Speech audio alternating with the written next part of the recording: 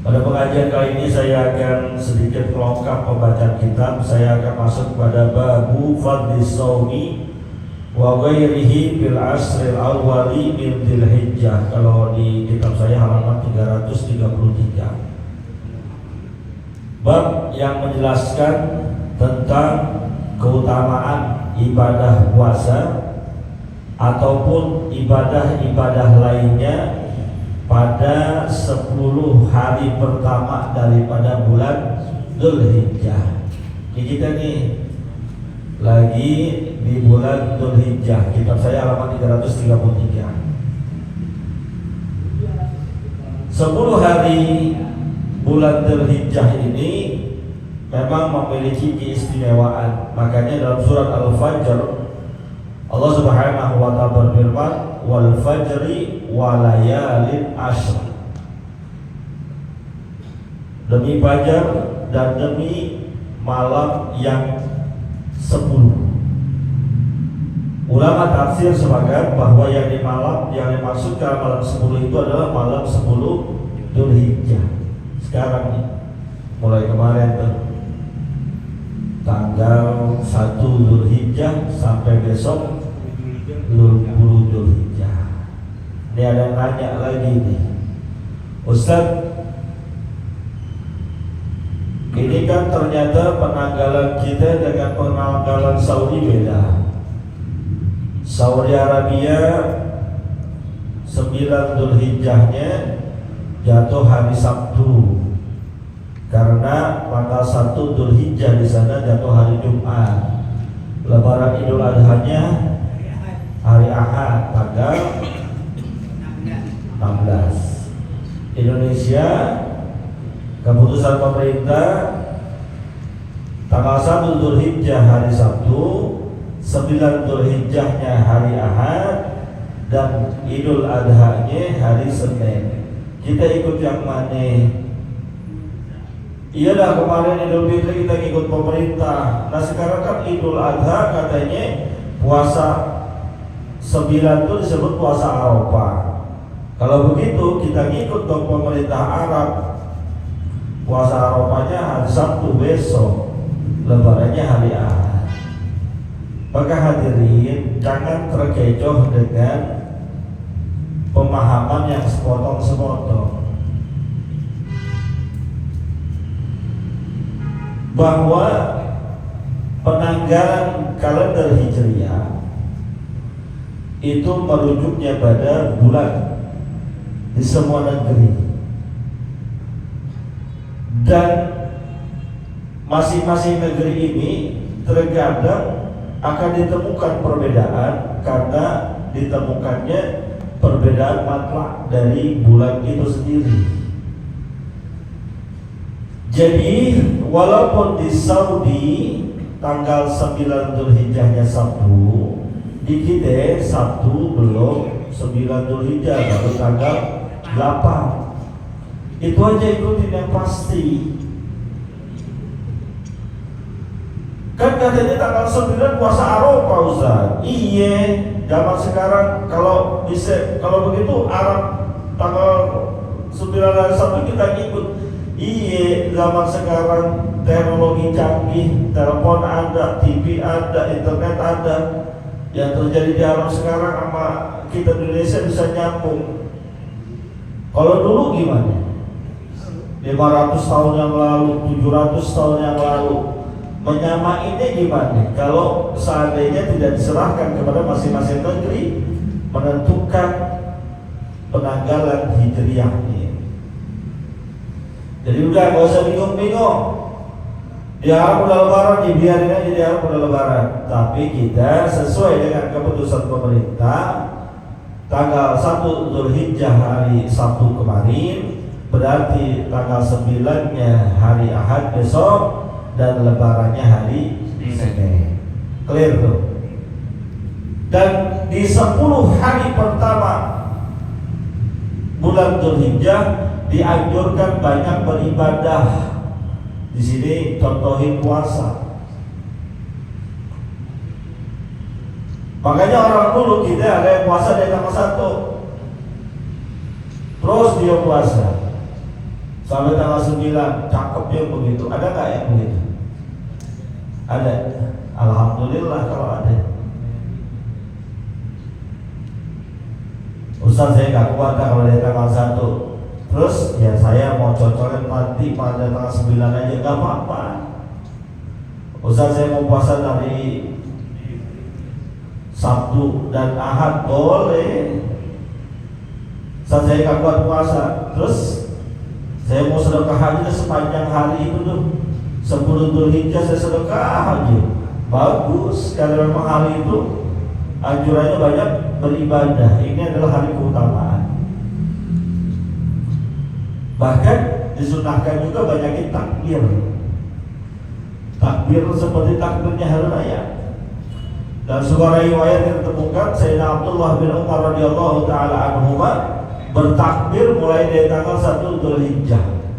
Allahu Akbar, Allahu Akbar, Allahu Akbar, la ilaha illallah, Allahu Akbar, Allahu Akbar, walillahil hamd. Itu sunnah, dianjurkan takbir mutlak damai. Cuma kita kan kadang-kadang sudah takbiran dulu belum waktunya, kasihan yang di kuburan pada nangis. Mau Idul Fitri, Idul Adha kalau takbir belum waktunya, entar yang di kuburan pada nangis. Nangis kenapa? Nggak ada urusannya dengan yang kayak gitu, takbir aja. Tapi karena kita belum terbiasa, belum lumrah. Kalau kita takbir begitu orang pada tanyain, ini aliran mana nih Ustaz Oyon, udah takbiran aja. Minimal kita bertakbir pada mulai subuh tanggal 9, subuh Ahad besok udah mulai takbiran. Banyakin sebanyak-banyaknya takbir sampai nanti hari tasyrik berakhir. Ada sebuah hadis dari Ibnu Abbas radhiyallahu taala anhuma, qala Rasulullah sallallahu alaihi wasallam, hadis dari Sayyidina Abdullah bin Abbas radhiyallahu taala anhuma, bersabda Nabi kita Muhammad sallallahu alaihi wasallam, "Ma min ayyamin al-amalu shalihu biha habbu ila Allah min hadhil ayyam." Tidak ada satu hari yang berlaku bagi anak Adam di mana apabila dia mengerjakan amal kebaikan, maka amal kebaikan yang dia kerjakan pada hari itu, yaitu pada hari dari tanggal 1 sampai tanggal 10 Dzulhijjah, itu paling dicintai oleh Allah. Amal apapun, dia zikir, dia sholat sunnah, dia sholat wajib, dia sedekah, dia puasa, dia berbuat kebaikan, nilai pahalanya jauh lebih dicintai oleh Allah Subhanahu wa ta'ala dibandingkan di hari-hari lain. Maka kata ulama, kalau kebaikan pada tanggal 10 Dzulhijjah ini lebih dicintai oleh Allah, bahkan bisa dikatakan dilipat gandakan pahala oleh Allah, kebalikannya maksiat pada tanggal sekarang jauh lebih dibenci oleh Allah, jauh lebih besar dosanya dibandingkan hari-hari lain. Seimbang, ketika kebaikan yang dia lakukan berlipat ganda pahalanya, lebih dicintai dan disukai oleh Allah, maka tatkala kejahatan, kemaksiatan yang dilakukan pada bulan ini, pada tanggal ini, itu lebih dimurkai oleh Allah, lebih besar dosanya dibandingkan dia bermaksiat di bulan-bulan yang lain. Termasuk yang marahan sama saudaranya di bulan ini dosanya lebih gede. Yang gedek sama tetangganya di bulan ini lebih gede. Yang minum minuman keras, yang berzina, yang mencuri, yang berjudi di bulan ini dosanya lebih gede. Sebagaimana ketika kita sholat sunnah pada bulan ini, sedekah pada bulan ini, berkurban pada bulan ini, sholat sunnah pada bulan ini juga akan dilipat gandakan pahalanya oleh Allah. Yang bilang siapa? Nabi. La yantiqu 'anil hawa in huwa illa wahyu yuha. Yang beliau bicarakan, yang beliau sampaikan bukan hawa nafsu, bukan ngecap, tapi semata-mata wahyu dari Allah. Bukan sembarangan beliau sampaikan. Kalau ya Rasulullah, para sahabat bertanya, ya Rasulullah, wala jihadu fi sabilillah, termasuk jihad di jalan Allah di luar tanggal ini pahalanya lebih kecil dibandingkan amalan sedekah, amalan kebaikan yang dilakukan pada tanggal 1 sampai 10. Kan jihad pahalanya gede.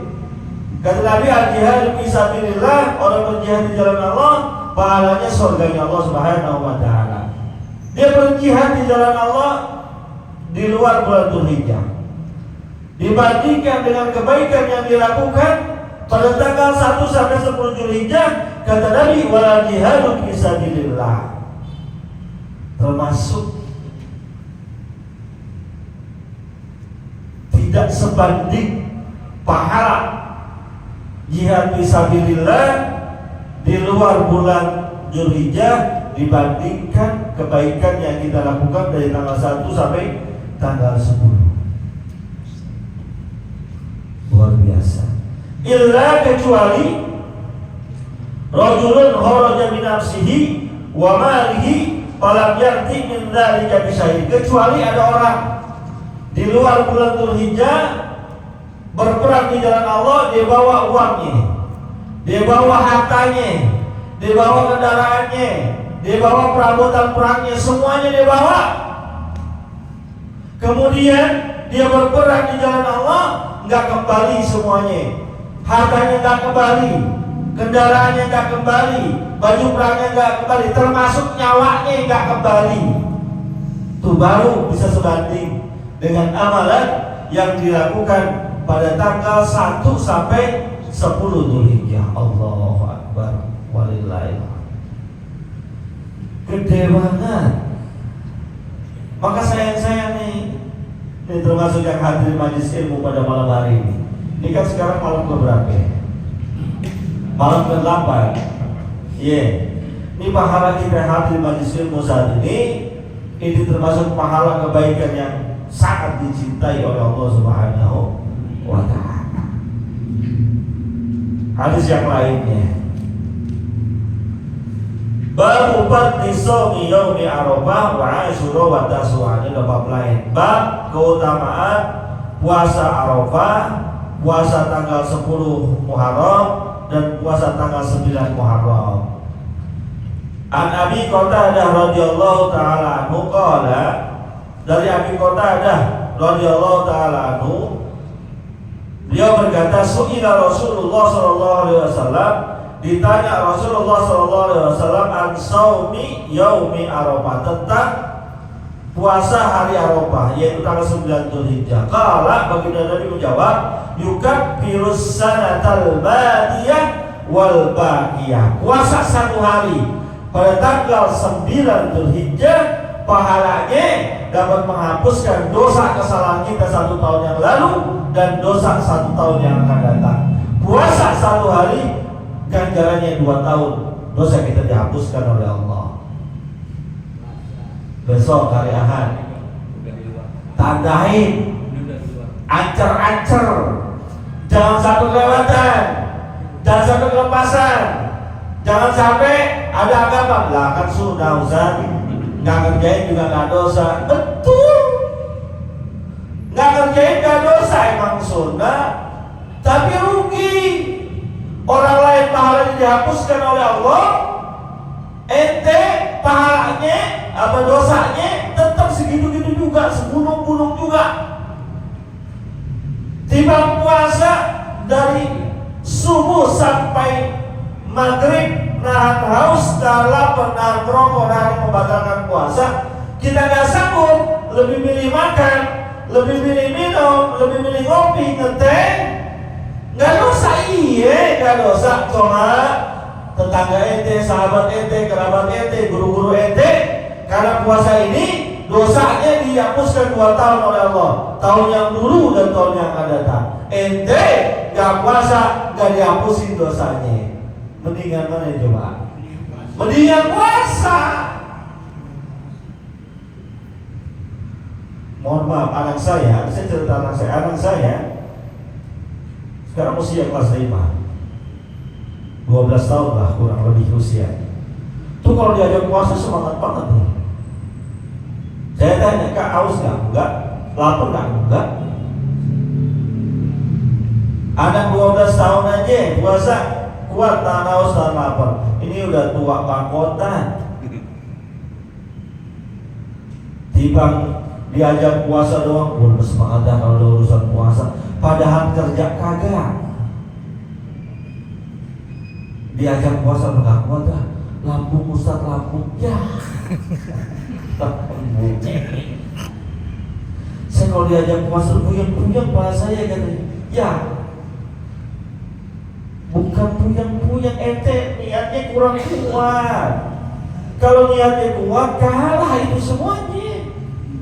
Berapa lama sih puasa? Paling 13 atau 14 jam, nggak nyampe kali. Sekarang subuh 4:37 atau 38. Maghrib 5:48 kalau nggak salah. Ya paling 12-13 jam lah. Pasti nggak kuat. Apalagi yang nggak kerja, ya enak banget yang nggak kerja. Habis sholat subuh tidur. Nah puasa, kata bininya, bangun tidur mulu puasa. Iya dah. Bangun zuhur, sholat, habis gitu tidur lagi. Bangun asar, habis gitu sholat, tidur. Bangun maghrib. Di dalam kubur itu. Ya Allah. 2 tahun dosa kita dihapuskan oleh Allah Subhanahu wa Ta'ala, sementara yang kita lakukan dari kemaksiatan itu belum tentu kita beristighfar dengannya, belum tentu kita tobat dengannya, belum tentu kita menyesali perbuatan maksiat yang kita lakukan. Ditimbang disuruh puasa doang sehari yang setahun kita kerjain, dihapuskan oleh Allah Subhanahu wa Ta'ala. Ayo pasang niat dari sekarang. Kalau belum mulai besok puasa, kalau orang kita dulu nyebutnya besok tarwiyah. Besok kalian lagi Arafah, mau namain apa kek? Mau tarwiyah kek? Mau puasa Dzulhijjah kek? Udah puasa besok Sabtu. Saya rindu, saya pernah berkali-kali katakan, saya rindu ketika zaman saya kecil, zaman saya SD sudah diajak puasa sama orang tua saya. Tuh kanan kiri depan belakang tetangga kita pada puasa. Dulu ini puasa pas takbiran berasa banget lebaran lagi kita. Kenapa? Sebelumnya puasa. Zaman sekarang depan kita kagak puasa. Samping kanan nggak puasa. Samping kiri Pak Haji ada juga yang nggak puasa. Ada lagi ngomong gini, Ustaz, itu kan lebaran haji, kan puasanya buat orang yang udah pergi haji doang. Anggapan dari mana? Justru ini puasa buat kita. Buat apa? Dimbangin pahala saudara-saudara kita yang lagi pada berhaji. Mereka yang sedang berhaji, yang menunaikan rukun Islam yang kelima, kalau hajinya mabrur, kata Allah, al-hajjul mabrur laisa lahu jazaa'un illa jannah. Haji yang mabrur gak ada pahala lain kecuali surga. Di sono mereka zikir, mereka wirid, mohon maaf banget. Yang sebejat-bejatnya di Jakarta, di Indonesia, di tanah airnya, datang ke sono, kira-kira ibadah nggak? Ibadah nggak? Ke masjid nggak? Walaupun sehabis ke masjid dia ke mall, tetap di masjid. Ketika mereka sholat di sana, di Masjidil Haram, itu pahalanya berlipat-lipat dibandingkan kita yang di sini. Mau ngajar bagaimana kita? Kalau nggak dengan puasa sunnah. Ada Pak, mohon maaf, kawan-kawan kita itu yang mau berangkat ke sana, ada yang demen banget ke mall, ada. Pak Ustadz, Pak Ustadz kayak apal banget jalanan di Arab. Ngapain? Pak Ustadz ajak dong saya sekali-kali ke mall-mall di Mekah. Ya udah yuk. Assalamualaikum. Allah melantas ngajak. Saya ajak ke Bindaun. Oh, Pak Ustadz tawarin dong, tawarin. Saya belaga aja bisa. Padahal yang dagang juga bisa bahasa Indonesia. Tawarin kita, Pak Ustadz pilih satu, berkah jadi. Ya biasa kemau tapi kan sholat juga. Tuh mereka sholat di Masjidil Haram Mekah, Masjidil Haram Madinah, pahalanya berlipat ganda. Belum ketika dia bermunajat di Multazam, belum ketika dia bermunajat di Raudhah, belum ketika dia berziarah ke makam Rasulullah, pahalanya banyak banget. Kita di sini yang nggak berangkat haji tenang-tenang aja gitu ketinggalan pahala, nyantai gitu, berharap masuk surga begitu, tanpa mengimbangi pahala mereka dari mana. Lihat sahabat Nabi kita Muhammad SAW saling iri antara yang miskin dan yang kaya. Miskinnya bukan karena hartanya. Kalau kita kan saling iri gini, enak orang kaya, mau kemana-mana enak, bentar-bentar jalan-jalan, sebentar-bentar ke mall. Enak orang kaya mobilnya ganti-ganti. Enak orang kaya tidurnya di AC. Kita begitu irinya. Tapi sahabat Nabi, irinya antara orang miskin dan orang kaya bukan dalam hal itu. Kata yang miskin, ya Rasulullah, enak orang kaya. Enaknya bagaimana? Kami sholat, dia sholat, dapat pahala. Kami puasa, mereka puasa, dapat pahala. Tapi mereka zakat, mereka sedekah, mereka dapat pahala. Kami nggak punya duit, nggak bisa sedekah, nggak bisa zakat, nggak bisa dapat pahala. Ngirinya karena dapat pahalanya. Apa kata Nabi? Udah nggak usah khawatir.